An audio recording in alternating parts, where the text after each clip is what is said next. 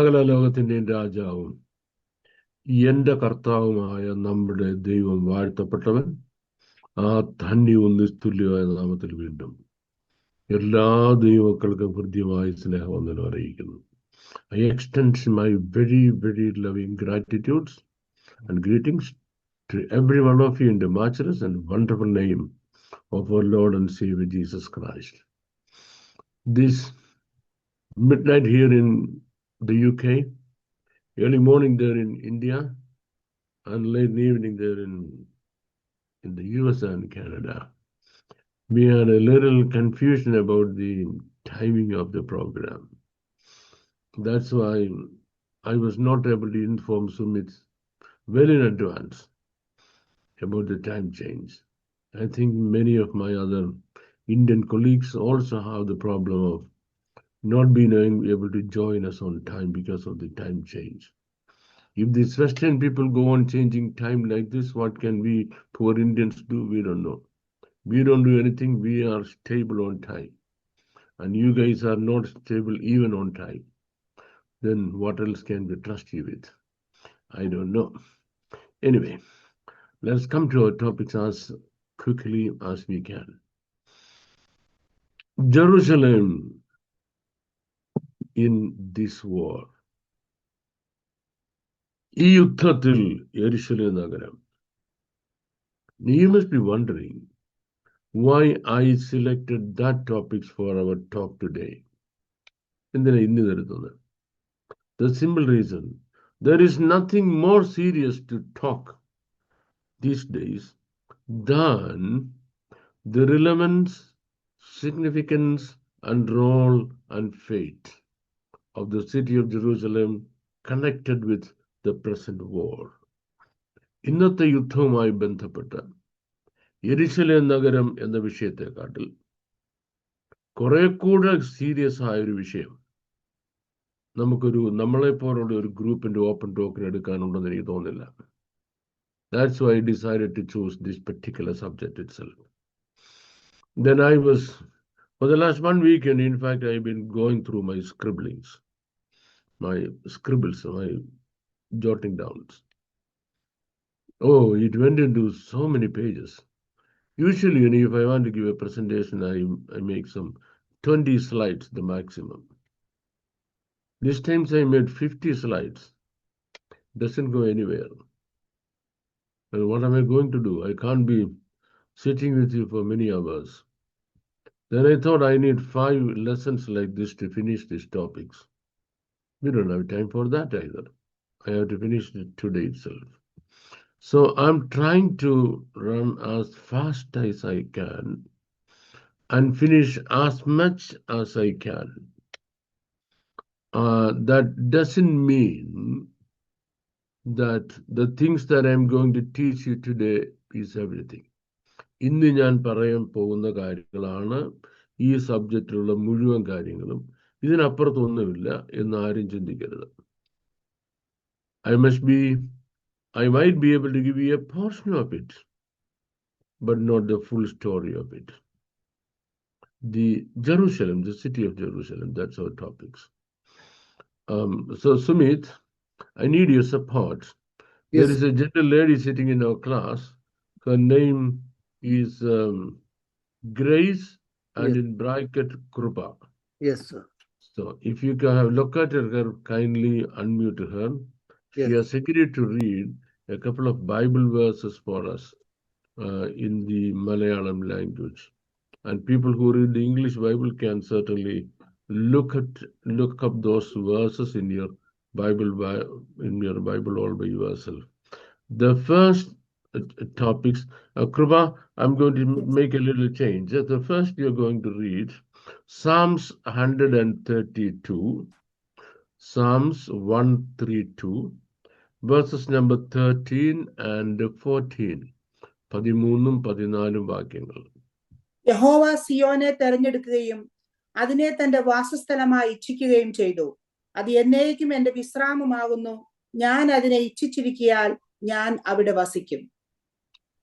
Look, here the psalmist says, see, God who created the entire universe the whole earth, he picked up, spotted one little spot of earth, one little spot of earth, a tiny little piece of land, and he said, this is going to be my residence on earth. This is going to be my chosen place, and I am going to be here. യഹോവ സിയോനെ തനിക്ക് വേണ്ടി തിരഞ്ഞെടുത്തു. Well, Zion is another meaning of another name for the word Jerusalem. Now let's come to the next. Joel chapter 3 verse number 12. Joel 3:12. ജാതികൾ ഉണർന്ന് യഹോശാഫാത്ത് താഴ്വരയിലേക്ക് പുറപ്പെടട്ടെ, അവിടെ ഞാൻ ചുറ്റുമുള്ള സകല ജാതികളെയും ന്യായം വിധിക്കേണ്ടതിന് ഇരിക്കും.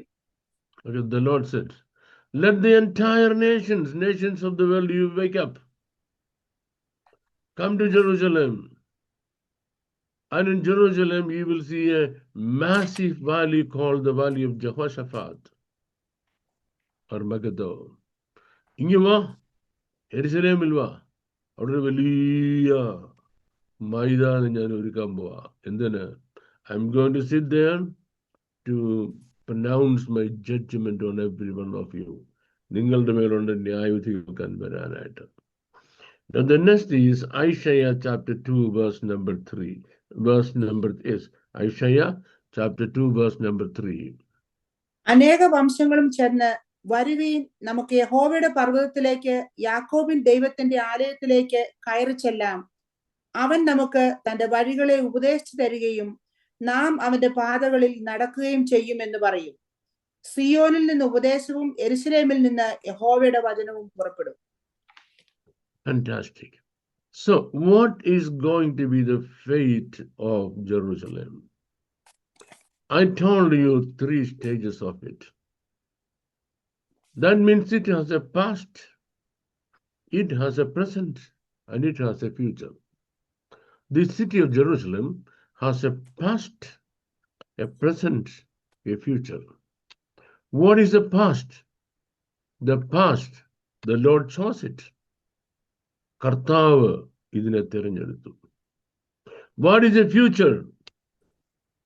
The Lord is going to stir the entire world in such a way that in the end of this era, at this present time, all nations will come unto Jerusalem at the end of this era.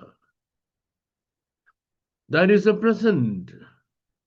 അതാ present എന്ന് പറയുന്നത്. And what is the future? The future is, in the end, the whole world will say, come on, let's go to the mount of the Lord. That is Zion. നമുക്ക് യഹോവയുടെ പർവ്വതത്തിലേക്ക് പോവാം. Why? Because the Lord God is there. കർത്താവ് അവിടെ ഉണ്ട്. And what more is there? With him are the statutes of the Lord. ദൈവത്തിന്റെ കൽപ്പനകൾ അവിടെയുണ്ട്.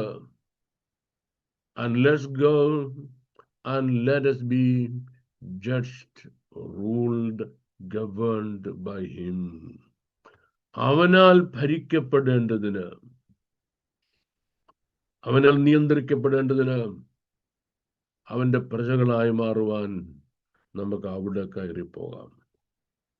So that's how the Jerusalem is going to end. So I gave you a glimpse into the past, the present, and the future of the city of Jerusalem. And now there is one more verse I want to read.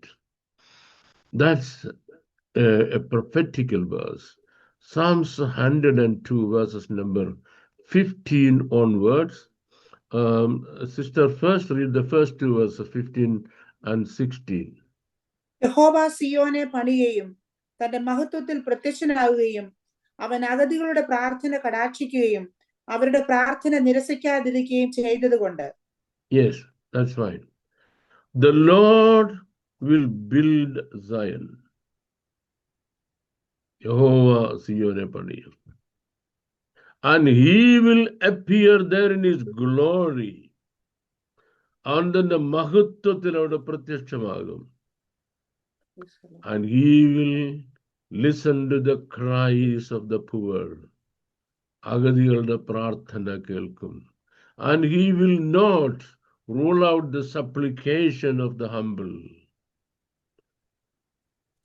സാധുക്കളുടെ അപേക്ഷയ്ക്ക് ഭംഗം വരുത്തത്തില്ല. The rest we will be reading later on if I get time, because I am a bit concerned about time. I know we have very little time to discuss all these things. Okay, so Jerusalem, what is happening in Jerusalem now? First of all, a disproportionate slice of the world has already pronounced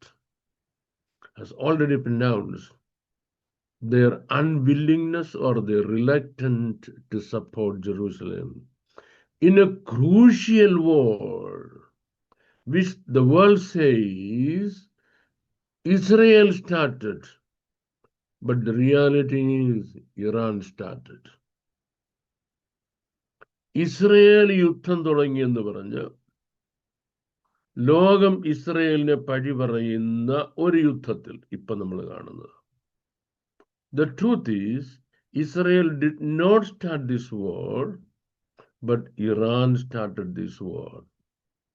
You would be asking me a question. You would say, wait, Pastor, was it not week before the last that the Israeli soldiers went and attacked Tehran and killed the leader of the country? Then how can you prove that Israel didn't start the war? Well, it is decades ago, Tehran pronounced its war on Israel. Decades ago, Tehran declared its war on Israel. What is the declaration? And what is their claim? What is the claim of Tehran on Israel? They said, we will wipe you out from the map of the world. We will wipe you out from the map of the world. ലോകത്തിന്റെ മാപ്പിൽ നിന്ന് നിന്നെ ഞങ്ങൾ തുടച്ചു കളയും. When a country makes a claim of that sort, there is a question to be asked. If you want to wipe out a certain people from the surface of the world, of the earth, did you create this earth? Is this earth your father's property? So that you can easily wipe out somebody from there whom you don't like? നിനക്കിഷ്ടമില്ലാത്തവരെ നിനക്കങ്ങ് തുടച്ചു കളയത്തക്കവണ്ണം ഇതെന്താവേ നിന്റെ കുടുംബസ്വത്താണോ? നിന്റെ അപ്പന്റെ വകയാണോ ഈ ഭൂമി? ഇസ്രായേലിനെ അങ്ങ് തുടച്ചു മാറ്റിക്കളയെന്ന് പറയാൻ. So for the last many decades, not only that Iran has been raising this claim, but amassing dangerous weapons that will be sufficient to wipe out Israel so many times from the surface of the earth. ഭൂമിയുടെ സർഫസിൽ നിന്ന് ഇസ്രായേലിനെ തുടച്ചു കളയത്തതിന് എത്ര ആയുധം വേണം? അതിൻ്റെ എത്രയോ മടങ്ങ് കൂടുതൽ ആയുധങ്ങൾ ടെഹ്റാൻ സ്വരൂപിച്ചു കഴിഞ്ഞു. Now, the ball is in Israel's court. What is the ball? Should you exist or not? Should you exist or not? If you keep quiet, you can't exist. If you want to exist, you have to fight back. So what Israel doing is not initiating a war, but fighting back a war that Tehran started decades ago. That's the first thing you must understand. Now there is a question. I think all of you know that I'm an Indian. Actually, I'm British, but don't look like. That's another problem. കണ്ടാ പറയത്തില്ല സായിപ്പാന്ന്. You should ask me, you are Indian. Why your nose is itching? About all these things with which you have no connection, or you are not even remotely related to. ചേട്ടാ, നീയുമായിട്ട് യാതൊരു ബന്ധമില്ലാത്ത കാര്യം. ഇത് നീ എന്തിനാ മൂക്കി ഉറഞ്ഞുകൊണ്ട് നടക്കുന്നത്? Why your nose is itching? What have you got to do with it?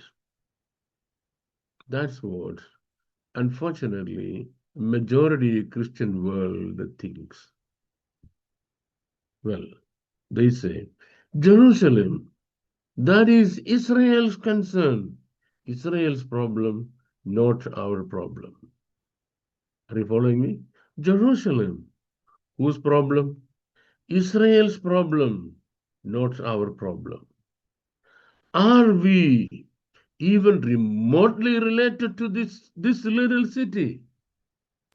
This little city, this tiny little city, are we even remotely related to? ഈ ഇച്ചിരിയുമുള്ള ഈ പട്ടണം, ഇതുമായിട്ട് നമുക്കെന്താ കാര്യം? Are we even remotely related to? Let us ask the Jewish people, okay, how are you related to it? What's your attachment to it? How attached are you to the city of Jerusalem? യെരുശലേം നഗരവും യഹൂദനും തമ്മിൽ എന്തുവാ ബന്ധം? And the Jew would say, look, we have 3,000 years of connection with this city. What? 3,000 years? It was in 1948 that you came to Jerusalem and occupied Israel. 70 or odd years. How do you say that you are 3,000 years of connection? They say, no.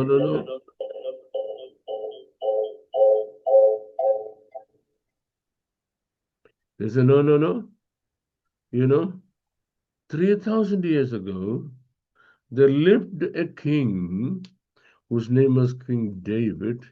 He went and captured this fortress of Zion,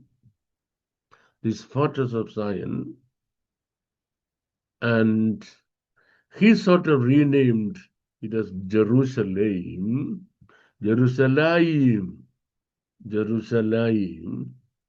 and he declared it as the capital of the nation Israel. Now it is 3,000 years. That is our 3,000 years connection with it. Fantastic, isn't it? Excellent. And let us ask a question. What is our connection with this? We will say, well, in that case, 4,000 years ago, there lived a man named Abraham, who is the father of faith. Through him, we are connected to another Jew called the Lord Jesus Christ of Nazareth. 4,000 വർഷം മുമ്പ് Abraham എന്ന പേരുള്ള ഒരു യഹൂദൻ അവിടെ താമസിച്ചിരുന്നു. ആ യഹൂദനുമായിട്ടാണ്, തന്നിൽ കൂടെയാണ് ഞങ്ങൾക്ക് ആരുമായിട്ട് ബന്ധമുള്ളത്. We got relation to another Jew, that is Jesus Christ of Nazareth, our Savior. So, how many years? And he lived in that city. He lived there, number one. And number two, that's where the anchor of our faith started. ഞങ്ങളുടെ വിശ്വാസത്തിന്റെ നങ്കൂരം എന്ന് പറയുന്നത് അവിടെ ഒരു ദിവസം ആ മനുഷ്യൻ തൻ്റെ മകനെ യാഗം കഴിക്കാൻ കൊണ്ടുപോയ ആ സ്പോട്ടിലാണ്. That is where the anchor of our faith started. So how many years of connection it is now? It is 4,000 years. Really? And then 2,000 years after that incident, I think my listeners are getting bored because I'm telling too much of history, which you don't like. Whether you like it or not, God is a great historian. And we have to follow historical information. So after that, listen to me. After that 4,000 years, when some 2,000 years passed, our blessed Savior was crucified in that city. That was the city where he was buried. That was the city where he was resurrected. That is the city from where he ascended. He ascended to the right-hand side of God the Father in heaven. That's all your relation with it? Not finished yet. Now today, if you look at that city, it has been divided into two parts, the eastern part and the western part. On the eastern part, there is a mosque called the Mosque of Alexa. Do you know how are we related to it? Where it is sitting, that is exactly the spot where the Holy Spirit came down on the day of Pentecost. And that Holy Spirit has not gone back yet. ഞങ്ങളിൽ വസിക്കുന്ന പരിശുദ്ധാത്മാവ് അവിടെയാ വന്നത് 2000 വർഷം മുമ്പ്. ആ പരിശുദ്ധാത്മാവ് ഇതുവരെ തിരിച്ചു പോയിട്ടില്ല. And that is the city from where our blessed Lord ascended to heaven. And that is a place where he told he will come back to exactly on the same spot. And that's why spiritually, emotionally, then intellectually, then historically, prophetically, we are more connected to this city than any Jew is connected to this city. Am I clear to you? We are more connected to the city than any other Jew is connected to this city. ഈ പട്ടണവുമായിട്ട് മറ്റേതൊരു യഹൂദന് ബന്ധമുള്ളതിനെക്കാട്ടിലും വൈകാരികമായും ആത്മീയമായും ചരിത്രപരമായും പ്രവചനപരമായും ബൗദ്ധികമായും ഞങ്ങൾക്ക് ബന്ധമുള്ളത് ഭൂമി ഈ ഒരൊറ്റ പട്ടണമായിട്ടാണ്.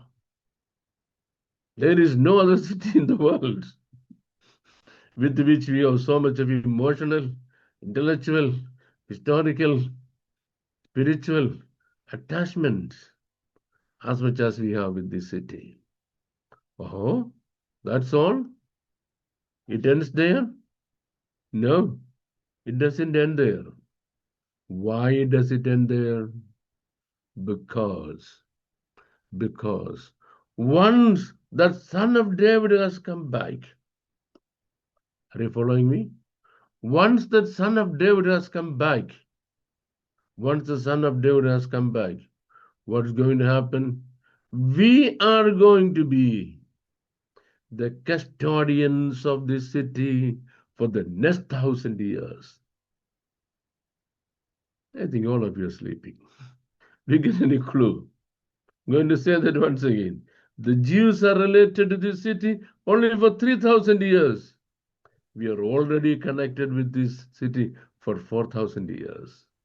And does it end there? No. For another 1,000 years means for the next 5,000 years of our existence is entangled with the city of Jerusalem.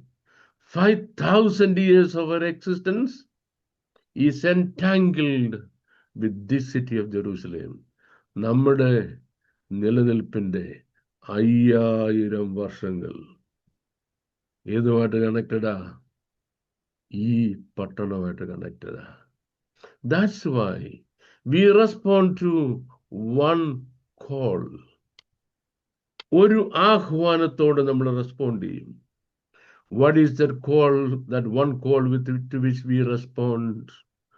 Pray for the peace of the city of Jerusalem. Pray for the peace of the city of Jerusalem.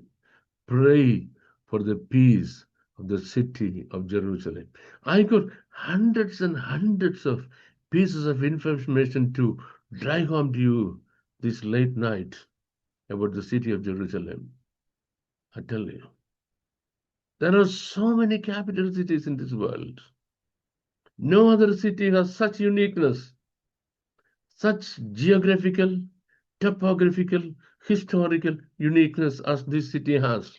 I'm not going to go to that tonight. Do you know how many names this city has? City of Jerusalem has got 70 names in the Bible. 70. Can you show me anywhere in the world, any other city that got 70 names? 70 names. All these are names of affection and deep love that the Lord has for this city. All these are names of deep affection. ആഴമേറിയ സ്നേഹബന്ധമാണ് നമ്മുടെ ദൈവത്തിന് ഈ പട്ടണമായിട്ടുള്ളത്. You get me? So first I told you a few words about the significance of this city.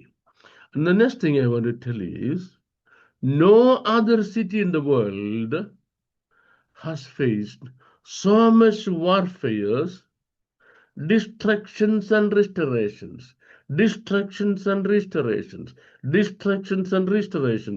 as this one city on earth has faced.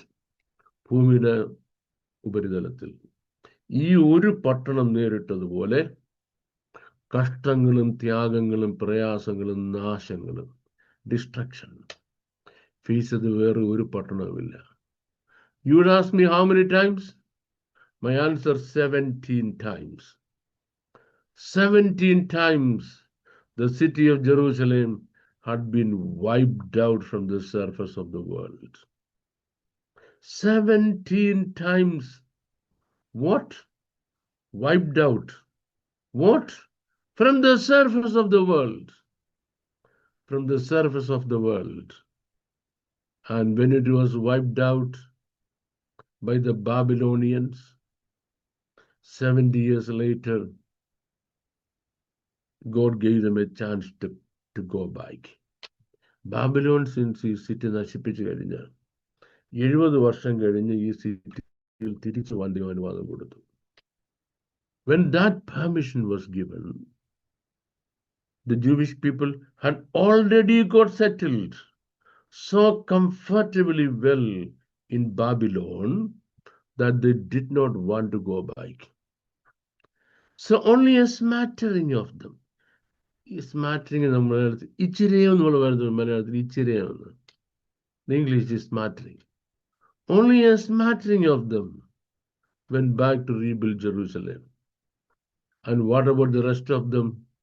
They said, we are not coming now. Why are you not coming now? They said, because we don't know whether this is our time to come back to Jerusalem. This is why it is not your time. They said, because according to our prophecy, we believe that the son of David will come back to rebuild this city. I tell you once again, ബാബിലോണിയിൽ യഹൂദന്മാര് പ്രവാസികളായിരുന്നപ്പോ അവർക്ക് തിരിച്ചു പോകാൻ സമയമായപ്പോ 99% of them said, we are not coming back. Why? Because we don't believe it is time. തിരിച്ചു വരാൻ സമയമായില്ല. Why do you say it is not time? They said, because according to prophecy, this city, now remaining in demolition, has to be rebuilt by the son of David. ഇന്ന് തകർന്നു കിടക്കുന്ന ഈ പട്ടണം rebuild ചെയ്യേണ്ടത് ദാവീദ് പുത്രനാണ്. The star of David has to come back, has to come down to rebuild the city. Who told you that? ബിലയാം എന്ന പ്രവാചകൻ. ബിലയാം എന്ന പ്രവാചകൻ, prophet Balaam. Yes, in English people say Balaam. They don't know the pronunciation. The Hebrew pronunciation is Bileam. The Malayalam pronunciation is also Bileam. The English pronunciation is Balaam. Okay, Balaam means Balaam. ആരും ആയിക്കോട്ടെ, ഈ പുള്ളി തന്നെ കേട്ടോ, രണ്ടുപേരല്ല. He prophesied that the star of David, a star will rise in David, and in Judah, he will rebuild the city. So what did they do in Babylon? They waited and waited and waited for the star of David to rise. So every time when a baby boy was born in Israel, the only thing they wanted to hear, what is his name? What is his name? What is his name? Is he named David? Is he named David? That's all they wanted to hear. Is it named David? And what did they do? They were always looking upward, looking at the sky. Every evening looking at the sky, looking for what? The star of David to appear on the sky. Are you with me? And then one evening they found, wow, the star of David on the sky. So what did they do? Three Jewish men. യേശുവിനെ കാണാൻ ബേത്ലഹേമിൽ വന്നത് Gentiles അല്ലായിരുന്നു. It was not Gentiles who came to see Jesus. It was the Jewish people, scholars, who were scattered in Babylon and looking for the appearance of the Star of David in the sky. They came to Jerusalem and they rectified, yes, the Star of David has come. So what did they do? They went back to their native places and spread everywhere the news. News of what? The Star of David has come down to Jerusalem. Okay, so people came in their large numbers. For 30 years they were looking for him everywhere. They had no idea. Looking for him everywhere in the land of Israel. They had no idea. And then after 30 years they found, yes, he has appeared. He manifested himself.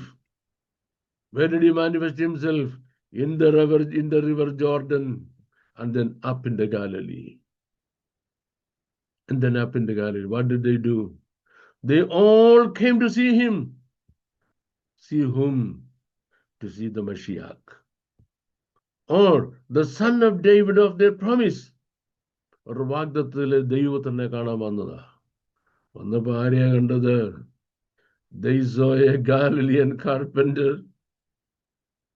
with no comeliness, no grandeur, no beauty, no divine attraction, no charisma, nothing of personality that any man could be attracted to him.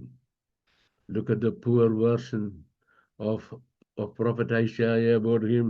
In chapter 53 he says, അവന് രൂപഗുണമില്ല, കോമളത്വമില്ല, കണ്ടാൽ ആഗ്രഹിക്കത്തക്ക സൗന്ദര്യമില്ല, അവൻ മനുഷ്യനാൽ നിന്ദിക്കപ്പെട്ടും ത്യജിക്കപ്പെട്ടും വ്യസനമാത്രവും രോഗം ശീലിച്ചവനും അവനെ കാണുന്നവർ മുഖം മറച്ചു കളക്കണം, നിന്ദിതനും നാമോ അവനെ ആദരിച്ചതും ഇല്ല. Yes, that's what happened. They rejected him. And you know the rest of the story. They lost Jerusalem.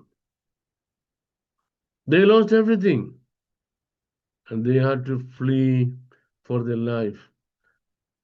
Through the entire world, ലോകം മുഴുവൻ അവർ ഫിജിറ്റീവ്സ് ആയിട്ട്,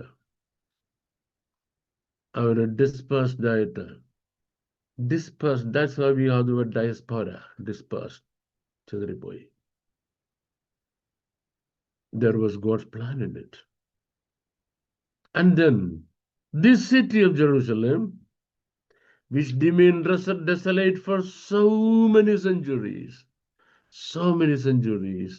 was occupied by many other people. I don't want to give you the list of all those occupants because my time is running out. I haven't told you anything about the future yet. And today, let's come to. I know most of you have already visited Jerusalem, Israel, and you are very familiar with Israel. That's fantastic.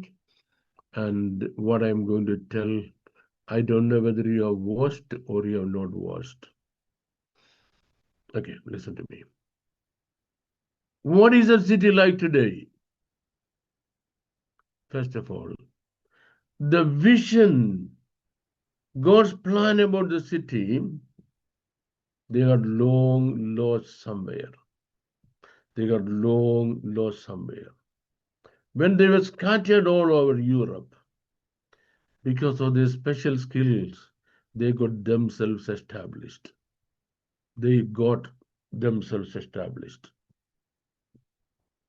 Now, before the dawn of this century, of the 20th century, 20ാം നൂറ്റാണ്ട് പിറക്കുന്നതിന് 3 വർഷം മുമ്പ്, 3 years ago, there was an Anglican minister in the Foreign Office of Britain in Vienna.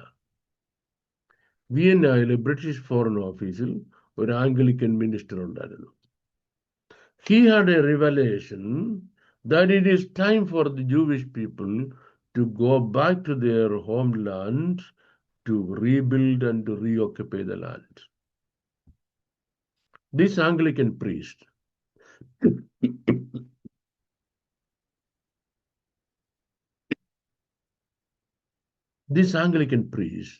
was the first man to go to the Jewish people in Germany and told them, look guys, get ready, pack up your bag. This is not your land. You go back to Israel. God wants you to go back. And they told the bishop, you shut up. We are Germans. We are born and brought up German citizens, and we are already established here.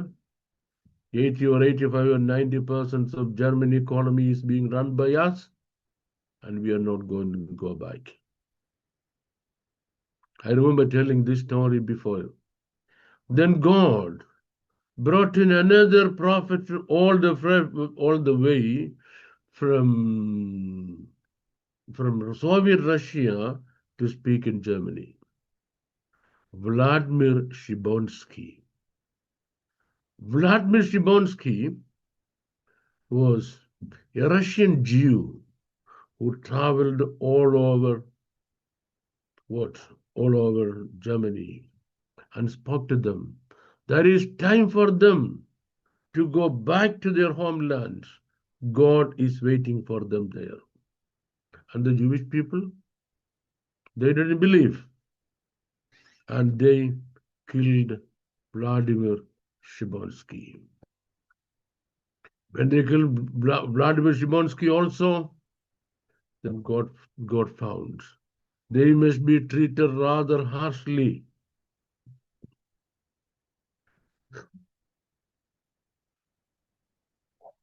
What they want to see is God's heavy hand coming upon them. What they want to see is God's heavy hand coming upon them. The rest of the story, you know. The rest is the story of the Holocaust.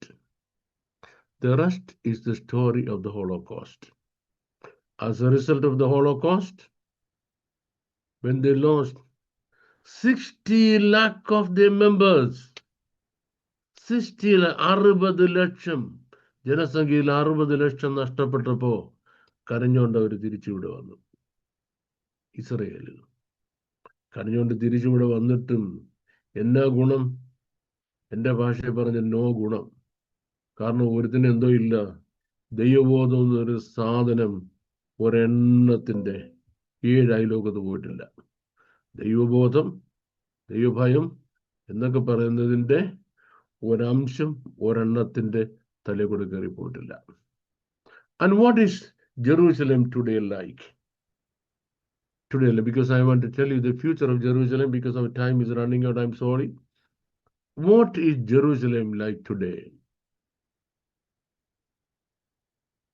Well, today Jerusalem, city of Jerusalem, is a multicultural society. First of all, it has a president. It has a president. And this gentleman, a few years ago, was asked by an English pastor. He asked him, what do you think about God? ഇസ്രയേലിലെ ഇന്നത്തെ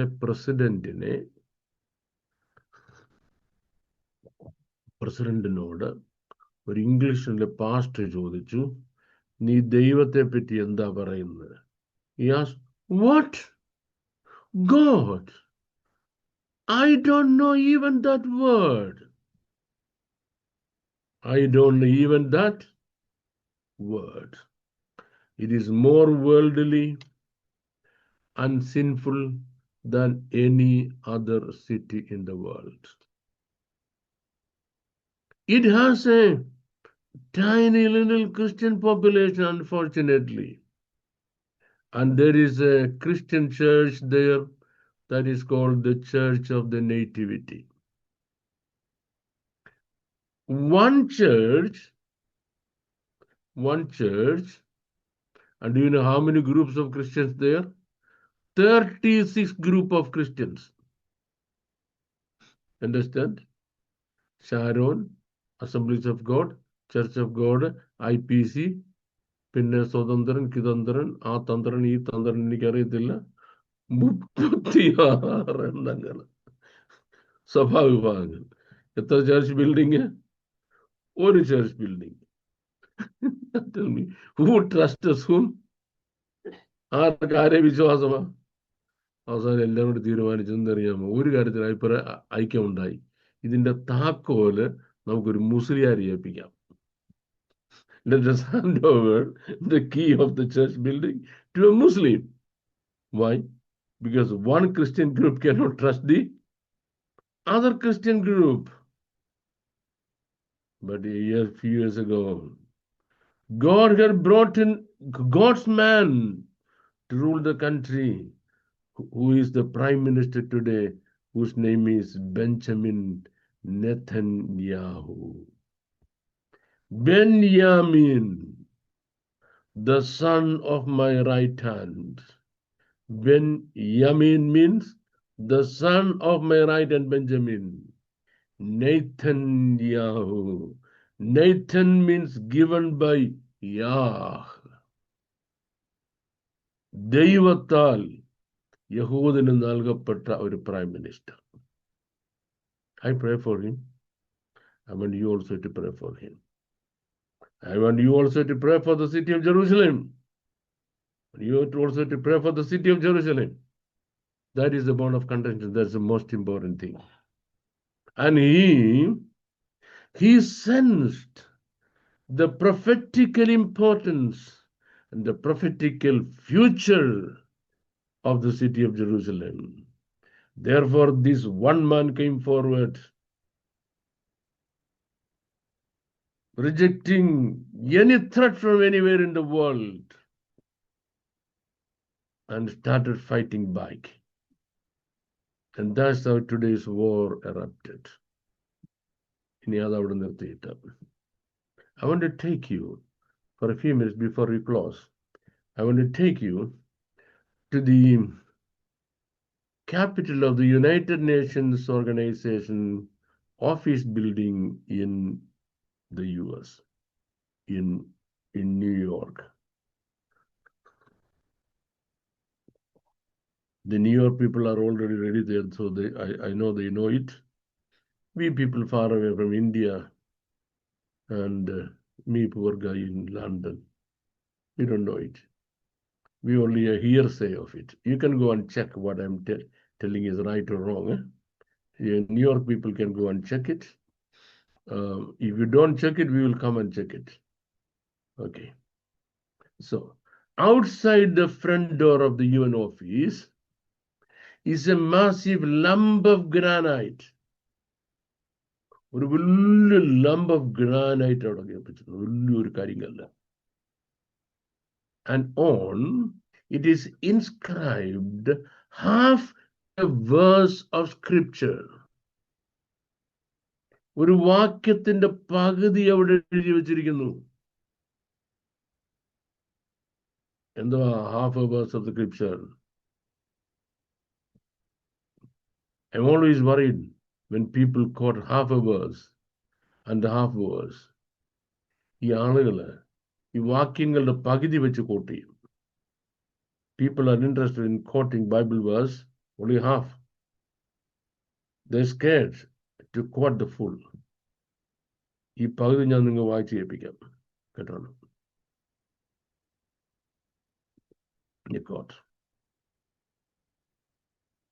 They shall beat their sword into plowshare and their spears into pruning hooks. അവർ അവരുടെ വാളുകളെ ഉഴുന്നതിനുള്ള ഉപകരണങ്ങളായിട്ടും അവരുടെ കുന്തങ്ങളെ വാക്കത്തികളായും അടിച്ചു മാറ്റും. They will not lift up sword against nation. Our രാജ്യങ്ങൾക്കെതിരായിട്ട് wall ഉയർത്തത്തില്ല. They shall not learn war anymore. അവരിനി ആരും യുദ്ധം അഭ്യസിക്കത്തില്ല. ഇത് എവിടെ എഴുതി വച്ചിരിക്കുന്നത്? This is in front of a massive granite in front of the UN office in New York. What about the rest of the verse? ആ വാക്യത്തിന്റെ ബാക്കി എന്താ എഴുതാഞ്ഞത്? ആ വാക്യത്തിന്റെ ബാക്കി എന്താ എഴുതാത്തത്? The rest of the verse is, the Lord God shall be their God. അന്ന് കർത്താവ് അവരുടെ ഭരണാധികാരിയായിരിക്കും. So, there is a hope that the UN is proclaiming the whole world. What is the hope the UN is proclaiming the whole world? Yes, there is coming one day when nobody will be practicing warfare anymore. Now the question, on which day? On which day? On the day of the Lord that they did mention. You know what happens? When the first Secretary General of the United Nations came, he wanted this verse to be written there full. But the committee members, they didn't give him permission. They gave him permission to write only half of it. And then there is one room in the UN office which remains closed 24/7 and nobody has entry into that room. നിങ്ങൾ അന്വേഷിച്ചു നോക്കണം ഞാൻ ഈ പറഞ്ഞത് ശരിയാണോന്നേ. UN ഓഫീസിൽ ഒരു റൂമുണ്ട് അടഞ്ഞു കിടക്കുക. That is the smallest, least attended room in the entire office. Again, once an Englishman went, when I say once, don't say once upon a time, fairly recent years, fairly recently, an Englishman went there. He said, I want to see it opened. I want to see this room opened. And the security girl in charge, she said, no, we don't have permission to open it to anybody outside. ആർക്കും തുറന്നു കൊടുക്കാൻ permission ഇല്ല. And he went on pressing, and finally he went to the security office.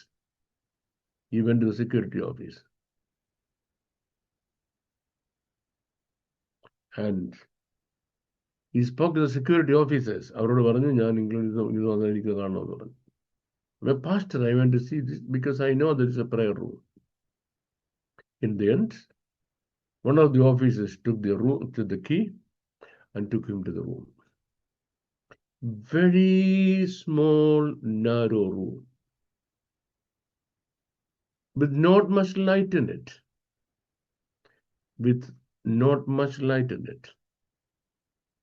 And they see a certain piece of iron cast in the shape of a coffin. ഒരു കോഫിന്റെ ഷേപ്പിൽ ഒരു ഇരുമ്പ് കട്ട അടിച്ചു വെച്ചിരിക്കുന്നത് കണ്ടു. Do you know what exactly happened? The first UN Secretary General wanted a prayer room in the office. That people agreed. Then, when the prayer room was ready, there was a question. What should be placed in the prayer room? Some people said, let's put a cross and a Bible there. But the majority UN members were Muslims. By that time, they said, no, we don't want that. Then the Hindus said, let us put our little God, the little statue fellow, with a human body and an elephant's head. Well, he didn't get the luck to get a place there. In the end, they agreed, let's have a dark coffin there in the prayer room. Now, I am going to conclude my lecture here now. What is going to happen in the end of into Jerusalem? That's my topic. The Lord of the Lord will come, will take charge of the city of Jerusalem. When he takes charge of the city of Jerusalem, there is going to be a massive change in the world. I request to all my friends, you should believe it. You know what is it? The UN headquarters is going to move from New York to Jerusalem. Nations after nations, kings after kings, rulers after rulers will come to that little city where my Lord will be sitting and reigning. നമ്മുടെ വാഴ്ത്തപ്പെട്ട കർത്താവ് ഇരുന്ന് ഭരിക്കുന്ന ആ പ്രദേശത്തേക്ക് ലോകത്തിന്റെ capital മാറും, UN capital മാറും. അന്ന് അവിടെ ശരിയായ പ്രയർ റൂം ഉണ്ടാകും. The full verse that was written on the stone will come to fulfillment on that day. That is the future of the city of Jerusalem. So why I am so thrilled and excited about it? Because all these things are connected to one secret event. Do you know what is that secret event? A trumpet call from heaven asking us to go back to our original home. May the Lord bless all of you abundantly, exceedingly. I know I didn't give you details of many things because we won't be able to stop anywhere. May the Lord bless you. യെരുശലേം സിറ്റിയിൽ ഇപ്പോൾ ആയിരിക്കുന്ന രണ്ട് ദേവാലയം എന്ന് വെച്ച് കഴിഞ്ഞാൽ Islamic ദേവാലയം. അപ്പോ ഇങ്ങനെ യെരുശലേം സിറ്റിക്ക് ഒരു വലിയ ലോകത്തിലുള്ള സകലരും വരും, ഇതെല്ലാം അവിടെ ഒരു വലിയ പ്രവൃത്തി, ദൈവത്തിന്റെ സിംഹാസനം വരും എന്നൊക്കെ അറിഞ്ഞു വെച്ചുകൊണ്ട് സാത്താൻ ഒരുക്കിയ ഒരു വലിയ, ഇന്നത്തെ ഭാഷയെ പറഞ്ഞ വലിയൊരു കെണി അല്ലെങ്കിൽ ടിപ്സ് അല്ലേ ആ ഇസ്ലാമിക് ഇസ്ലാമിക് ദേവാലയം എന്നല്ല, ആ ടോംബ് എന്ന് പറയുന്നത്. അതെ ആണ്, അതെ അതെ അതെ. Yes. No more explanation. Okay. Yeah. Thank you. Sister Lovely Sabu. Sumit, please unmute Sister Lovely Sabu. സ്തോത്രം പാസ്റ്റർ. Yes. എനിക്ക് ചോദിക്കാനുള്ളത്, ഞാൻ പഠിച്ചതും അറിഞ്ഞിരുന്നതും മനസ്സിലാക്കിയിരുന്നതുമല്ല, യേശുവിനെ കാണുവാൻ വന്നത് വിദ്വാൻമാർ. അവർ പാഴ്സി മനസ്സിലാക്കിയിരുന്നതാണ്, പാഴ്സികളായിരുന്നു എന്നാണ്. ഇപ്പോൾ സാർ ഇന്ന് ക്ലാസ് എടുത്തപ്പോൾ പറഞ്ഞു അത് ജ്യൂസ് തന്നെയാണെന്ന്. അങ്ങനെയാണെങ്കിൽ ജ്യൂസില് വിദ്വാൻമാരെന്നാണല്ലോ നമുക്ക് ബൈബിളിൽ വായിക്കാൻ കഴിയുന്നത്. അപ്പൊ അവരിലെ അറിവും ദൈവവചനത്തെ കുറിച്ച് അറിവും ന്യായപ്രമാണത്തെ കുറിച്ച് പഠിച്ചവരും എല്ലാം ശാസ്ത്രിമാരും റാബായിമാരൊക്കെ അല്ലേ? അപ്പൊ അങ്ങനെയുള്ളവരാണോ യേശുവിനെ കാണാൻ വന്നത്? അവര് കാൽദിയദേശത്ത് താമസിച്ചിരുന്നുണ്ട്, കാൽഡിയൻ ദേശത്ത് താമസിച്ചിരുന്നുണ്ട്. ഈ റാബായി എന്നും സ്ക്രൈബ് എന്നുമുള്ള ടൈറ്റിൽസ് അവിടെ ഇല്ലായിരുന്നു. അത് ഈ യെരുശലേം ദേവാലയത്തിലും പിന്നെ സിനഗോഗിലും സെർവ് ചെയ്യുന്ന ഒരു ടൈറ്റിലാണ്. മറ്റിടത്ത് അതില്ല. അവർ വലിയ സ്കോളർലി ആൾക്കാരായതുകൊണ്ട് അവരെ ആ രാജ്യത്തെ സ്കോളേഴ്സിനെ വിളിക്കുന്ന ഈ വിദ്വാൻമാരെന്ന് പേര് വിളിച്ചതാണ്. മറ്റുള്ളവർക്ക് ആകാശം നോക്കി നക്ഷത്രം നോക്കിയിരിക്കേണ്ട ഒരു ആവശ്യമില്ല. ഇവർക്കാണ് ആകാശത്തുള്ള അടയാളം വരും, ദാവീദിന്റെ നക്ഷത്രം ഉദിക്കുമെന്ന് പറഞ്ഞത്. അപ്പൊ ഇവരാ നക്ഷത്രം നോക്കിയിരിക്കുന്നത്, മറ്റുള്ളവർക്ക് നോക്കിയിരിക്കേണ്ട കാര്യം എന്നാ? അവർക്ക് അങ്ങനെ ഒരു പ്രോമിസ് അവരുടെ ജീവിതത്തിൽ ഇല്ലല്ലോ. അത് മനസ്സിലാക്കിയിരുന്നത് പാഴ്സികള് അവര് വെളിച്ചത്തെ ആരാധിച്ചിരുന്നു, അതുകൊണ്ട് അവര് ഒരു പ്രത്യേക വെളിച്ചം കണ്ടപ്പോ അതിൽ ശ്രദ്ധിച്ചു.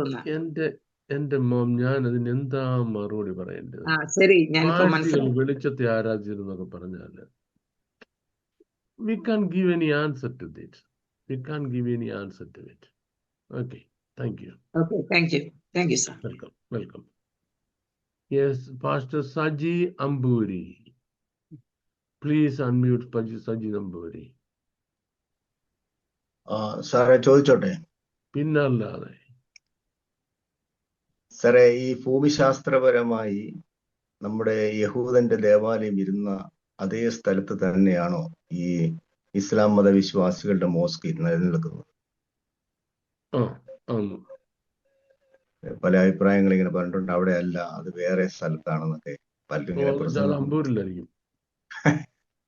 എന്തോ ഭാഷ ഇവരെയൊക്കെ പറയേണ്ടത്? ഭൂമിശാസ്ത്രം ഇതുവരെ കണ്ടു ഭൂമിശാസ്ത്രം കൊണ്ട് വന്നേക്കുന്നു. ഓക്കെ, കാര്യം അവിടെ മാത്രമല്ല സാത്താന് ക്ലെയിം ഉള്ളൂ. ദൈവത്തിന്റെ ഭവനത്തിൽ മാത്രമേ സാത്താന് ക്ലെയിം ഉള്ളൂ, അല്ലാത്തടത്ത് അവനില്ല ക്ലെയിം. അങ്ങനെ പറയുന്നവരെ കേൾക്കാനേ നിൽക്കരുത്. അവന്റെ വിവരദോഷം, അവനോട് പൊക്കോളം പറയണം, അടുത്ത സ്റ്റാൻഡ് വിട്ടോളം പറയണം. ഇനി ആരാ? Pastor Sunny Joseph. Yes, Sumit please unmute Sunny Joseph. Price the Lord pastor. Price the Lord. Pastor, എനിക്ക് 2 ക്വസ്റ്റ്യൻ ഉണ്ട്. ഒന്നാമത്തെ ക്വസ്റ്റ്യൻ, ഈ അമേരിക്ക അടുത്ത എനിക്കൊന്ന് അർമഗോദൻ യുദ്ധത്തില് ഇസ്രായേലിനെ സപ്പോർട്ട് ചെയ്തില്ലെന്ന് പറയില്ലേ, അതിന്റെ റീസൺ അവർ എക്കണോമിക്കലി ആൻഡ് മിലിറ്ററിലി ഡൗൺ ആയതുകൊണ്ടാണോ അതോ വേറൊരു റീസൺ ആണോ? ഇക്കണോമിക് ആൻഡ് മിലിറ്ററിസ്റ്റിക് എന്ന് പറഞ്ഞ ഈ 2 റീസൺസ് ആണ് ഇത് കാരണം. ഒന്ന് ഇക്കണോമിക് റീസൺസും മറ്റൊന്ന് മിലിറ്ററിസ്റ്റിക് റീസൺസും. ഇത് രണ്ടുമാണ് എൻ്റെ കാരണം. ഇനി വീക്ക് ഓർ സ്ട്രോങ് എന്നുള്ളത് അല്ല അതിൻ്റെ കാരണം. വീക്ക് ഓർ സ്ട്രോങ് എന്നുള്ളതല്ല എൻ്റെ കാരണം. കാരണം അതിൻ്റെ ആവശ്യമില്ല. ഇനിയും ഇത് ചുമക്കേണ്ട ആവശ്യം നമുക്കില്ല. It does not mean America is going to be weak, nor America is going to be strong, but they don't need it anymore. അതാണ് എൻ്റെ റീസൺ. Okay, next question. അടുത്ത question pastor, I don't know if it is appropriate to ask now. This refers to your one-day seminar in Ernakulam. When you were talking about doctrinal test, അതിൽ പറഞ്ഞപ്പോൾ pastor ഇങ്ങനെ പറഞ്ഞു, ഈ baptism കൊടുക്കുന്നതിൽ ഈ ബാരലിലൊക്കെ മുക്കി baptism കൊടുക്കുന്നതിനെ പറ്റി ഒന്ന് പാസ്റ്റർ ഒന്ന് റെഫർ ചെയ്തായിരുന്നു. അത് എനിക്കൊരു സംശയമുണ്ട്. കാര്യം വെച്ചാൽ ഞാൻ പലയിടത്തും, ഞാൻ ഗൾഫിലുണ്ടായിരുന്നപ്പോൾ ഞങ്ങൾ ചില വീടിൻ്റെ ബാത്ടബിലൊക്കെ വെച്ച് സിറ്റുവേഷൻ കാരണം ബാപ്റ്റിസം ഒക്കെ കൊടുത്തിട്ടുണ്ട്. So I just want to have a clarification on that. Is that right or something doctrinally wrong? The first thing is it clean enough? കാര്യം ഇതിന്റെ പേര് വിശുദ്ധ സ്നാന ശുശ്രൂഷ എന്നാണ്. The first thing is the atmosphere clean enough? Is the water clean enough? If both can go in the water. അതതിന്റെ കാര്യം. So both need to be in the water. Both need to be in the water. There is no excuse. Yeah. Okay. Thank you very much, Pastor. Thank നമ്മുടെ you. സാഹചര്യം അനുസരിച്ച് ഡോക്ടറിന് തിരിച്ച് അന്ന് അവിടെ ഞാൻ പറഞ്ഞല്ലോ, അല്ലാത്തവരും ഈ രണ്ടുപേരും ഈ വെള്ളത്തിലായിരിക്കും. ഈ ചെരുപ്പ് ശരിയായാലും പറഞ്ഞ് കാലല്ല മുറിക്കേണ്ടത്. കേക്കട്ടെ. യെസ്. ഓക്കെ പാസ്റ്റർ, ഒരു കാര്യം കൂടെ ചോദിച്ചത് റിഗാർഡിങ് ദാറ്റ്. ഇപ്പം സ്നാനപ്പെടുന്ന വ്യക്തികൾക്ക് അതിനെപ്പറ്റി വലിയ ഗ്രാഹ്യമില്ല. ഇവിടെ ഞാൻ US-ലാണ്. കഴിഞ്ഞ ഒരു ദിവസം ഞാനൊരു ചർച്ചിൽ പോയപ്പോൾ അവിടെ 10-15 സ്നാനം നടന്നു. Where pastor is standing outside that എന്താ പറയുന്ന ടബ് പോലെ ഒരു സാധനം സ്റ്റേജ് സെറ്റപ്പ് ചെയ്തിട്ടുണ്ടായിരുന്നു. So you mean will it not be justified in front of God? Because It will not be justified. ഞാൻ എക്സാമ്പിൾ പറയാൻ പോവാ. ഈ പഴയ നിയമത്തിലും പുതിയ നിയമത്തിലും 2 ദൈവങ്ങളുണ്ട്, ഒറ്റ ദൈവമാണ്. അതെ. കാളവണ്ടിയുടെ മണ്ടയ്ക്ക് വെച്ച് പെട്രോൾ കൊണ്ടുവന്ന് അറിയാമല്ലോ. യെസ്. ഉസ കൈ നീട്ടിപ്പിടിച്ചത് പെട്ടെന്ന് താഴെ വീഴാതിരിക്കാനില്ല, നല്ല ഉദ്ദേശമുള്ളല്ലായിരുന്നോ? അതെ. ജസ്റ്റിഫൈ ചെയ്യപ്പെട്ടോ? ഇല്ല. ഇല്ല. അപ്പൊ നിന്റെ നല്ല ഉദ്ദേശങ്ങൾ ഡോക്ടറിന് വിരുദ്ധമാണെങ്കിൽ ദൈവം ഡോക്ടറിനെ നോക്കത്തുള്ളൂ, നിന്റെ ഉദ്ദേശം നോക്കത്തില്ല. ഈ അമേരിക്കയാണെന്നും പറഞ്ഞ് എന്തും കാണിക്കാവുന്നൊരു ധാരണ, ഒരു അഹങ്കാരം കുറെ പേർക്കുണ്ട്. നിങ്ങൾക്കുണ്ടെന്നല്ല പറഞ്ഞത്, കുറെ പേർക്കുണ്ട്. പാവം ഇന്ത്യക്കാർ അത് കണ്ടാണ് വലിയ ഡോക്ടറെ നമ്മൾ കയറി പിടിക്കുന്നത്. $10 കൊടുത്തു കഴിയുമ്പോൾ അവർ ആയിരിക്കും എല്ലാം ശരിയാണെന്ന്. ഓട്ടെ. Thank you for raising. Thank you pastor. Thank you. No problem. ഇനി നമുക്ക് ആരോ ചോദ്യം, നമ്മുടെ KT Joseph. Yes, I was waiting for a question from you. Praise the Lord പാസ്റ്ററെ. Praise the Lord. പാസ്റ്റർ, ഒരു കാര്യം ചോദിക്കാനുള്ളത്, നമ്മളിപ്പോൾ കർത്താവിന്റെ ബ്രൈഡാണ്, അതായത് ദൈവത്തിന്റെ കാന്തയാണ്. അപ്പൊ നമ്മള് ഇവിടുന്ന് കർത്താവ് മധ്യാകാശത്തിൽ വരുമ്പോൾ ഇവിടുന്ന് എടുക്കപ്പെട്ട് നമ്മൾ കർത്താവിനോട് കൂടി സ്വർഗത്തിൽ പോയിട്ട് തിരിച്ച് കർത്താവിനോട് കൂടിയാണ് ജെറുസലേമിലേക്ക് വരുന്നത്. അപ്പോൾ നമ്മൾ ഈ ജെറുസലേമിന്റെ സമാധാനത്തിന് വേണ്ടി നമ്മൾ എന്തിനാ പ്രാർത്ഥിക്കേണ്ടേ? കർത്താവ് സമാധാന പ്രഭുവായ കർത്താവ് നമ്മളോട് കൂടിയില്ലേ? അതുകൊണ്ടാ പ്രാർത്ഥിക്കുന്നത്. ഉദാഹരണം പറയാമേ. ഒരു ക്ഷാമകാലമാണ്, പുറത്ത് അരിയില്ല. പെട്ടെന്ന് ഒരു റേഷൻ കടയിൽ സെൻട്രൽ ഗവൺമെന്റ് അരി കൊണ്ട് നിറച്ചു. അതുകൊണ്ട് നമുക്ക് കാർഡുമായിട്ട് അവിടെ ചെല്ലാം. നമ്മുടെ റിക്വസ്റ്റിൽ നമ്മുടെ കാർഡ് അവിടെ ഇല്ലെങ്കിൽ കാർഡ് വേണ്ടിയൊരു കാര്യമുണ്ടോ? ഈ സമാധാനദായകൻ നമ്മുടെ കൂടെ ഉണ്ട്, അതുകൊണ്ടാ പ്രാർത്ഥിക്കേണ്ടത്. ഇല്ലെങ്കിൽ നമ്മൾ പ്രാർത്ഥിച്ചിട്ട് കാര്യമുണ്ടോ? ആര് കേൾക്കാൻ അല്ലേ? അപ്പം പ്രാർത്ഥിക്കുക എന്നുള്ളത് ദൈവകൽപ്പനയാണ്, ഒരു എക്സ്ക്യൂസും ഇല്ല അതിന്റെ പിന്നിൽ. വചനത്തിൽ എവിടെയെങ്കിലും പറയുന്നുണ്ടോ ജെറുസലേമിന്റെ സമാധാനത്തിന് വേണ്ടി പ്രാർത്ഥിക്കണോ? എത്രയോ ഇടത്ത് യെരുശലേമിന്റെ സമാധാനത്തിന് പ്രാർത്ഥിപ്പിക്കുന്നു, യെരുശലേമിന്റെ സമാധാനത്തിന് പ്രാർത്ഥിക്കുന്നു. Thank you. ഇനി ആര്? നമ്മുടെ പാസ്റ്റർ KT മാത്യു പാസ്റ്റർ ഉണ്ടല്ലോ, കൈ ഉയർത്തിയിട്ടുണ്ടോ? ഉണ്ട്. സ്തോത്രം. പാസ്റ്ററെ, യെരുസലേമിന്റെ പ്രാധാന്യത്തെ കുറിച്ച് വളരെ മനോഹരമായിട്ട് അങ്ങ് പറയുകയുണ്ടായി. ഇന്നത്തെ അവിടെയുള്ള ഇസ്രായേൽ ജനത്തിന്റെ അവസ്ഥ എന്താണ്? Are they godly or are they worldly? അതാ ഞാൻ പറഞ്ഞത്. കറക്റ്റ് 50-50 ആണ്, കൃത്യം 50-50. 50% ദൈവം എന്ന് പറഞ്ഞാൽ വേർഡിന്റെ അർത്ഥം അറിയത്തില്ല. അവരുടെ ചില ടൂറിസ്റ്റ് സെന്റേഴ്സിൽ ഒറ്റ നിർബന്ധമേ ഉള്ളൂ, അവിടെ പ്രവേശനം വേണമെങ്കിൽ തുണി കൊടുക്കാൻ പാടില്ല. ആ ഗേറ്റിന്റെ അവിടെ തുണിയെല്ലാം അഴിച്ചു കൊടുത്തിട്ട് വേണം അകത്തോട്ട് കയറിക്കോളാൻ.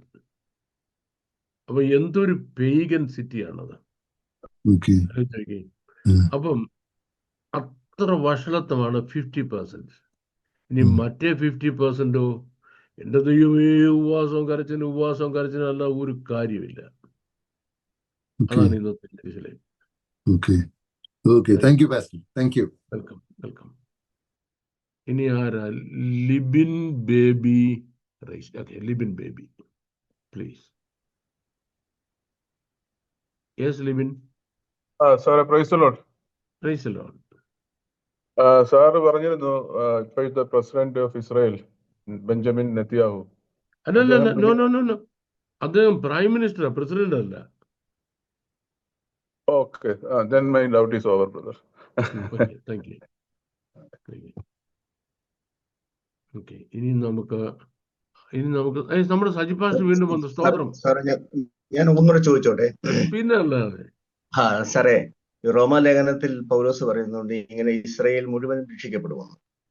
അപ്പോൾ തന്നെ നമ്മൾ ഇസ്രായേലിനെ അരിപ്പ കൊണ്ട് അടിച്ചെടുക്കുമെന്ന് പ്രവചന പുസ്തകത്തിലും കാണുന്നുണ്ട്. അപ്പം ഈ വിശ്വാസികളും അവിശ്വാസികളുമായിരിക്കുന്ന യഹൂദന്മാർ മൊത്തത്തിൽ രക്ഷിക്കപ്പെടുമോ, അതോ വിശ്വാസികൾ മാത്രമേ രക്ഷിക്കപ്പെടുകയുള്ളൂ കർത്താവിന്റെ വരവിൽ? ഈ രണ്ടും ഒരുപോലെ ശരിയായ മറുപടിയാണ്. എന്ത് ചോദിച്ചാല്, ഈ മഹോദരം എന്ന് പറഞ്ഞാൽ യഹൂദനെ ശിക്ഷിക്കുന്നതിനാണ്. അടിച്ചടിച്ചടിച്ചടിച്ചടിച്ച് അടികൊണ്ടും പ്രസംഗം കേട്ടു, അടികൊണ്ടും പ്രസംഗം കേട്ടു, അടികൊണ്ടും പ്രസംഗം കേട്ടു, അടികൊണ്ടും പ്രസംഗം കേട്ടു, മുഴുവൻ രക്ഷിക്കപ്പെടും. അങ്ങനെ ഒരു ജാതി ഒരുമിച്ച് പിറക്കും. യെശയ്യാ പ്രവചനം 60 മുതൽ 66 വരെയുള്ള വാക്യങ്ങൾ, അധ്യായങ്ങൾ, അതാണ്. ഒരു ജാതി ഒന്നിച്ച് പ്രസംഗിക്കും, മുഴുവൻ രക്ഷിക്കപ്പെടും. യെസ്. അങ്ങനെ നമ്മുടെ lovely sister, thank you, no problem, please ask. ഒരു ക്വസ്റ്റ്യനും കൂടെ. അപ്പൊ സാർ ഇപ്പോ കുറച്ചു മുമ്പ് ഒരു ചോദ്യത്തിന് ഉത്തരമായിട്ട് പറഞ്ഞു, സ്നാനപ്പെടുന്ന വെള്ളം ശുദ്ധമാണോ നോക്കണമെന്ന് പറഞ്ഞു. നമ്മുടെ നാട്ടിലൊക്കെ ചെറിയ പുഴയോരങ്ങളിലും കുളങ്ങളിലും ഒക്കെയാണ് സ്നാനപ്പെടുത്തുന്നത് സാധാരണ. അപ്പൊ എന്തുകൊണ്ടാണ് സാർ അങ്ങനെ പറഞ്ഞത്? എനിക്കത് മനസ്സിലായില്ല, ഒന്ന് പറഞ്ഞു തന്നാ കൊള്ളാം. ആറ്റിലും കുളത്തിലും ഒക്കെ സ്നാനപ്പെടുന്ന കാലം എനിക്ക് ഓർമ്മയുണ്ട്. ഞാൻ കുട്ടിയായിരുന്നപ്പോൾ ഈ സ്പോട്ട് നിശ്ചയിക്കാൻ എന്നെയായിരുന്നു ചർച്ചിൽ നിന്ന് വിടുന്നത്. കാരണം ചർച്ചിന് എൻ്റെ അറിവിനെ പറ്റി നല്ല ബോധം ഉണ്ടായിരുന്നു. ഒട്ടും കരക്ക വെള്ളമില്ലാത്ത, ഇറങ്ങി നിന്നാൽ അടി ചെളിയില്ലാത്തതുകൊണ്ട് വെള്ളം കലങ്ങാത്ത, നല്ല ഒഴുക്കുള്ള ശുദ്ധജലം നോക്കി, അപകടമില്ലാത്ത സ്ഥലം നോക്കി മാത്രമേ പമ്പയായിട്ട് ഞങ്ങൾ സ്നാനപ്പെടുത്തുള്ളൂ. ഞാൻ ലാസ്റ്റിൽ സ്നാനപ്പെടുന്ന one of my last baptism പിന്നെ ഭാരതപ്പുഴയിലാണ്. ഭാരതപ്പുഴ സ്നാനപ്പെടുത്തുമ്പോൾ ഏറ്റവും നല്ല ഒഴുക്കുള്ള സ്ഥലം നോക്കി, വെള്ളം നല്ല പ്യുവറാന്ന് ഉറപ്പുവരുത്തിയ ശേഷം അവിടെയാണ് സ്നാനപ്പെടുത്തിയത്. ഇത് വിശുദ്ധ സ്നാന ശുശ്രൂഷ എന്ന് പറയുകയും കലക്കവെള്ളത്തിൽ കൊണ്ട് മുക്കുകയും ചെയ്തു. എന്തോ ഇടപാടാ? നമ്മളെ കളിയാക്കാൻ ആൾക്കാർ പറഞ്ഞപ്പോൾ കലക്കവെള്ളത്തിൽ മുക്കുക എന്ന് പറഞ്ഞത് അല്ലേ? അതൊന്നും ചെയ്യാൻ പാടില്ല, by no means. Okay, thank you, welcome. അപ്പോൾ ഇന്നത്തെ നമ്മുടെ ചോദ്യങ്ങളാണ്ട് ഒരു പരിധി വരെ ആയിരിക്കുകയാണ്. പക്ഷേ ഞാനൊരു ക്വസ്റ്റ്യൻ ഒന്ന് ചോദിച്ചോട്ടെ? ജിയോഗ്രാഫിക്കലായിട്ട് നമ്മുടെ ഇപ്പോൾ ഇരിക്കുന്ന നമ്മുടെ ദേവാലയം ഏത് സ്പോട്ടിലാ? അതുപോലെ തന്നെ ഇപ്പം ഇരിക്കുന്ന ആ മോസ്ക്, ആ രണ്ട് സ്പോട്ട് അത് എവിടെയൊക്കെയാ? ഒന്ന് ഈ മോറിയാമലയിൽ ആണോ, അതോ അങ്ങനെ രണ്ട് സ്പോട്ടുകളിലായിരുന്നല്ലോ ദേവാലയം പണിതത്? ദാവീദിൻ്റെ വിലയ്ക്ക് മേടിച്ച് ആ സ്ഥലത്ത് അതാണോ? അതിൻ്റെ ഇപ്പോഴത്തെ സ്പോട്ട് എവിടെ അത് suppose to come? Well, the first thing, I have not been to Israel or Jerusalem. പോയിട്ടില്ല. രണ്ടാമത്തെ കാര്യം, ഏൻഷ്യന്റ് സിറ്റിക്ക് പിന്നീട് കുറെ എർത്ത്ക്വേക്ക് കാരണം മാറ്റം വന്നല്ലോ മൗണ്ടൻസിന്. മൂന്നാമത്തെ കാര്യം, എക്സാക്ട് സ്പോട്ട് മലകളാൽ ചുറ്റപ്പെട്ടിരിക്കുകയാണ്. അതുകൊണ്ട് sitting here, I cannot pinpoint where it exactly is going to be. I cannot. Okay. അവിടെ പോയി ചെന്ന് കാണുന്നവർക്ക് ഒരു പിടിയോട്ട് കിട്ടത്തില്ല. നീ അവിടെ പോയി നോക്കി മനസ്സിലാക്കുന്നുണ്ട് കഴിഞ്ഞാൽ ഒരു പിടിയും കിട്ടത്തില്ല. Okay. Okay. Okay. Thank you, Pastor. Yeah. No problem. Okay. Mercy Alexander have a question. ഓ ആണ്ടെ തീർച്ചയായിട്ടും ചോദിച്ചോട്ടെ. Sumit, please unmute Mercy Alexander. Yes, sir. I'm asking her to unmute. Sister, unmute ചെയ്താട്ടോ.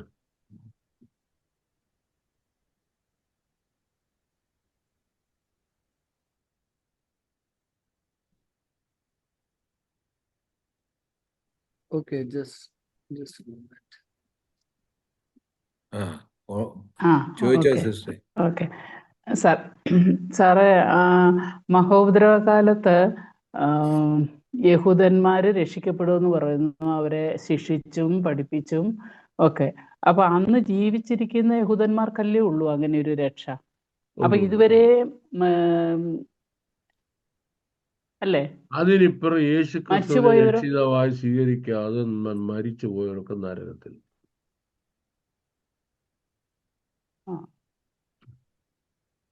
Yes. Okay. ഇനി നമ്മുടെ Elizabeth sister ഒരു ചോദ്യം ചോദിച്ചല്ലോ, എന്താ disappear ആയി? Sister Elizabeth, you still want to ask the question? Elizabeth sister കാണുന്നില്ലോ, ഡിസപ്പിയർഡ് ആയി. Sumith disappeared അടിച്ചോ? യെസ് യെസ് എന്ന് പറയുകയും ചെയ്യുന്നുണ്ട്. Where is sister Elizabeth? Please unmute yourself, sister. Just a moment, sir. Elizabeth Philip. Yes, Elizabeth Philip. Yeah, I think Elizabeth. Sister, please unmute. പാസ്റ്ററെ, സ്തോത്രം. ഞാൻ ചോദിക്കാൻ ആഗ്രഹിച്ച ക്വസ്റ്റ്യൻ ദേവാലയത്തെ കുറിച്ചല്ല, യേശുവിനെ ക്രൂശിച്ച സ്ഥലം. അത് ശരിക്കും ഇപ്പോൾ പറയുന്ന സ്ഥലമാണോ, അതോ റോൺ വയത്തൊക്കെ പറയുന്നത് പോലെ വേറൊരു സ്ഥലമാണോ? തലയോട്ടിയിട എന്ന് പറയുന്നത്. ഈ നമുക്ക് ഈ പീലാത്തോസിന്റെ പ്രട്ടോറിയം ഇപ്പോഴും അവിടെ ഉണ്ട്, ഐഡന്റിഫിയബിൾ ആയിട്ട്. അതായത് ഗബഥ, കൽത്തളം എന്ന് പറയുന്ന സ്ഥലം ഇപ്പോഴും അവിടെ ഉണ്ട്. അവിടുന്ന് 600 yards 650 വാര ദൂരമാണ് ഹൈവേയുടെ സൈഡിലായിട്ട് ഇച്ചിരി ഒരു കളരം പോലുള്ള സ്ഥലമാണ് ഈ ഗോൽഗോത്ത എന്ന് പറയുന്നത്. അപ്പൊ അവിടെ ഈ 18 സ്റ്റേഷൻ ഈ കുരിശുമായിട്ട് വീഴാനുള്ള ഗോൽഗോത്ത മലയിൽ നിന്നെന്ന് പറഞ്ഞാൽ അങ്ങ് മലമണ്ടയ്ക്കൊന്നുകൊണ്ടായിരുന്നെന്നാ. മലമണ്ടയ്ക്കൊക്കെ ഇപ്പൊ കാണിച്ചു വെച്ചിരിക്കുന്നത് അമേരിക്കക്കാരെ പറ്റിക്കാൻ വേണ്ടി ഇംഗ്ലണ്ടിലെ സാഹിബ്മാർ കാണിച്ചു വെച്ച പരിപാടിയാണത്. മനസ്സിലായി? അവിടെ 10 സ്റ്റേഷൻ, ഇവിടെ എല്ലാം യേശു കുരിശുമായിട്ട് വീണാം, നീ ഇവിടെ വീഴടാ, അവനും വീഴാൻ എത്ര റോഡ് വേണം? വീഴാൻ 25 റോഡ് കൊടുക്കണം. എഴുന്നേക്കാണല്ലോ, അതിന് 25 റോഡ് കൊടുക്കണം. 50 റോഡ് അവന് വെറുതെ കിട്ടിയില്ലേ? മനസ്സിലായി? അങ്ങനെ കാണിച്ചു വെച്ചേക്കുന്ന കുറെ പേരുകളുണ്ട്. അവരോട് തന്നെ ചോദിച്ചാൽ മതി, is it the real price of crucifixion എന്ന് ചോദിച്ചാൽ അവർ ചോദിക്കും, നീ ഏത് പള്ളിക്കാരനാണെന്ന് ചോദിക്കും, ഈ ബന്ധുക്കോസുകാരാണോ എന്ന് ചോദിക്കും. ഞാൻ എന്നാ നിങ്ങൾക്ക് വേറെ ആ സ്ഥലം എന്ന് പറയും. മനസ്സിലായി? അതാണ് അവിടെ നടക്കുന്ന കൊണ്ടൊരു കാര്യമാണ്.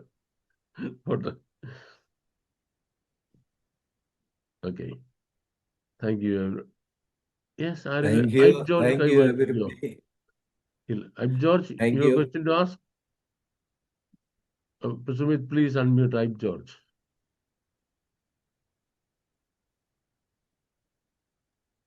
Brother, please unmute yourself. Yes, unmute ചെയ്തോ. സാർ മുമ്പേ പറഞ്ഞ് സ്നാനപ്പെടുത്തുന്ന ജലം ഇല്ലെങ്കിൽ ആ തോട്, ആറൊക്കെ നല്ല ശുദ്ധമായിരിക്കണം, തെളിഞ്ഞ വെള്ളമായിരിക്കണമെന്ന്. പക്ഷെ ജെറുസലേമിലെ ജോർദാൻ നദി കലക്കവെള്ളമാണ്. പലരും അവിടെ സ്നാനപ്പെടുന്നതായിട്ട് കണ്ടിട്ടുണ്ട്, ഞാനും പേഴ്സണലായിട്ട് കണ്ടിട്ടുണ്ട്. അപ്പൊ അത് കലങ്ങിയ വെള്ളമാണ് മൊത്തത്തില്, നല്ല തണുപ്പും കലക്ക വെള്ളവും. അപ്പൊ അതിനകത്തെ ആ സ്നാനം ദൈവം അംഗീകരിക്കത്തില്ല എന്നാണോ? അപ്പം ഭയങ്കര ചോദ്യമാണല്ലോ. കേട്ടോണേ, നമ്മൾ ഈ യോർദാൻ നദിയുടെ ആ നദിയെ പറ്റി പഠിക്കുമ്പോൾ ഭൂമിയിൽ അവൈലബിളായ ഏറ്റവും ശുദ്ധജലമാണ് ഭൂമിയിൽ അവൈലബിളായ. കാരണം ഹെർമോൻ മലയിൽ നിന്ന് മഞ്ഞുരുകി വെള്ളം നേരെ ഭൂമി ഭൂമിക്ക് അടിയിൽ പോയിട്ട് അവിടുന്ന് അടിയിലൂടെ ഒഴുകി വന്ന് ഒരു ടണൽ പോലെ ഫോം ചെയ്ത് ഗലീലക്കടലിൽ വന്നിട്ട് അവിടുന്ന് നദിയായിട്ട് ആ കിഴക്കേ തീരത്തോട് ഒഴുകി ഒഴുകി ഒഴുകി വരുന്ന ലാസ്റ്റിൽ വന്ന് ഇത് ഈ ചാവുകടലിന് കുറച്ച് മുമ്പ് വെച്ച് ഡിസപ്പിയർ ആകുക. അവിടെ വരുമ്പോഴാണ് ഇത് ഡേർട്ടി വാട്ടർ ആകുന്നത്. അതിൻ്റെ മുകളിലോട്ട് നോക്കണം, അത് ഭയങ്കര ശുദ്ധജലമാണ്. അതുപോലെ ശുദ്ധജലം വേറെ ഒരിടത്തുമില്ല.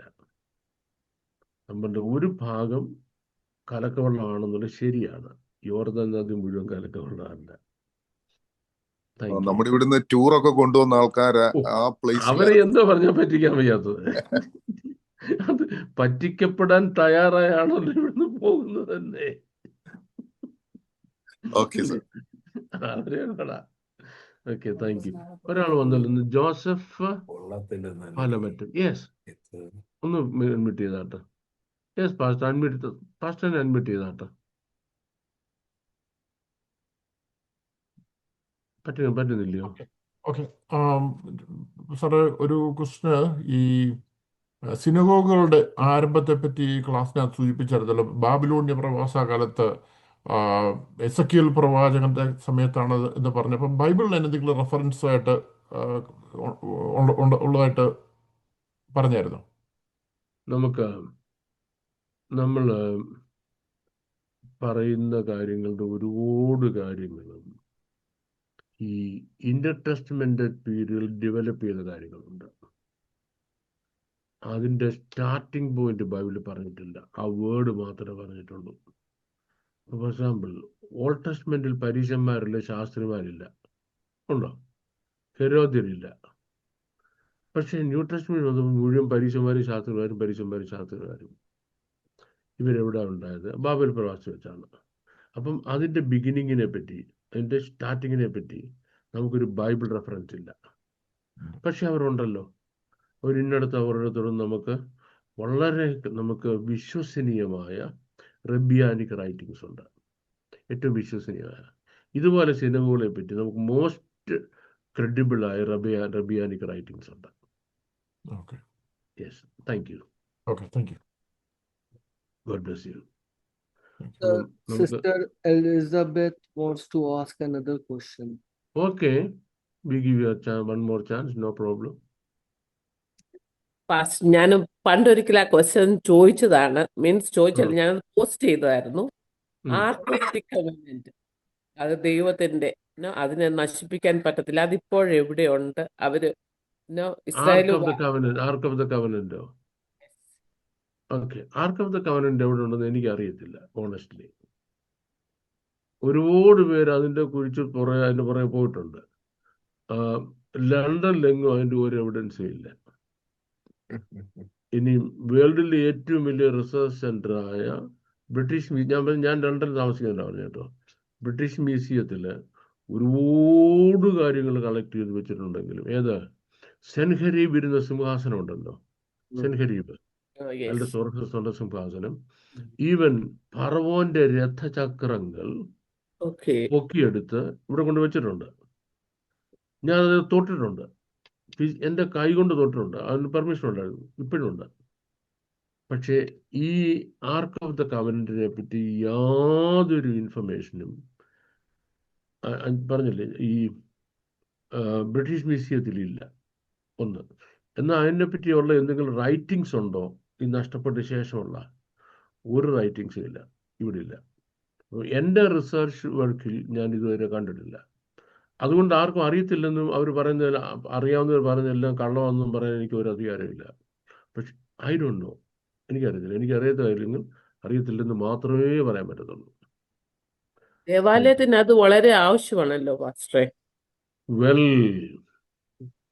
Well, that's our understanding of it. ഇനി നമ്മൾ ആ ആലയത്തിൽ രാജാവും മഹാപുരോഹിതനുമായി ബഹുമാനഭൂഷണം ധരിച്ച ഒരാളിരിക്കും, നമ്മളോട് വാഴ്ത്തപ്പെട്ട കർത്താവ്. നമുക്ക് ക്ലോസ് ആക്സസ് ഉണ്ട് കർത്താവുമായിട്ട്. അവിടെ ഇരിക്കുമ്പോൾ നമുക്ക് നോക്കാം, അവിടെ ഈ ആർക്ക് ഓഫ് കവനന്റ് കാണുമോ, അതിനകത്തുള്ള സാധനങ്ങൾ കാണുമോ ഇല്ലയോ എന്നുള്ളത്. അതുവരെ സിസ്റ്റർ ഇച്ചിരി ഒന്ന് വെയിറ്റ് ചെയ്താൽ മതി. Just a few days wait ചെയ്താൽ മതി. ഓക്കെ.